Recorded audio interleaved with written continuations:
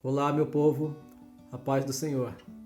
Amados, se há uma coisa que pode levar o ser humano, seja cedo ou tarde, à ruína, é a soberba, essa altivez de espírito, a cerviz dura.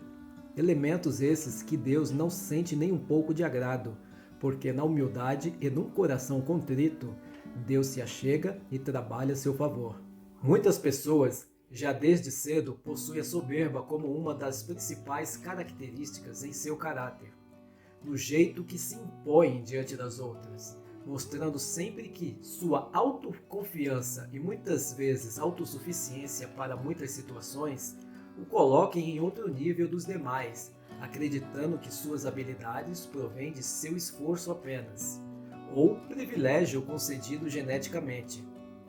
Outras pessoas adquirem a soberba no decorrer da vida, após alcançarem o poder, uma posição mais elevada em algum lugar e, consequentemente, na vida, crendo também que o fruto de seus esforços apenas e dedicação o fez alcançar tais condições. Mas se esquecem ou ignoram que tudo que alguém possui desde cedo, seja com alguma habilidade acima psicológica ou física para determinados assuntos ou atividades, tudo isso foi e é atribuição de Deus, para que seja utilizado em algum propósito diante dos homens. E da mesma forma são os que se esquecem de Deus ao alcançarem seus objetivos pessoais no decorrer da vida e se sentem com total meritocracia por seus feitos. Mas em Provérbios, capítulo 16, versículo 18, temos um exemplo que diz que a soberba procede à ruína e a altivez de espírito à queda. Ou seja, a glória de Deus fica esquecida ou até mesmo extinguida, e o fruto desse ato será amargoso no futuro.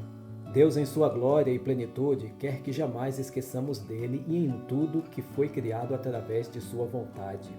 Porque se desde os homens, animais, plantas e tudo o que há foi feito e estabelecido pelo seu poder, logo, em tudo que façamos e adquirimos, do menor ato à mais grandiosa conquista, temos o dever de glorificar seu nome em cada ação cotidiana, como está em Paulo. Deus quer estar presente em todas as situações de nossas vidas, mas isso acontecerá se você lembrar, agradecer, se aproximar dele, independente do momento que esteja vivendo. E o mais espetacular é que se quer comamos, conquistamos, bebamos, desfrutamos de qualquer situação glorificando seu nome por tais ações, tenha certeza que algo ainda melhor o sucederá e a ruína não existirá.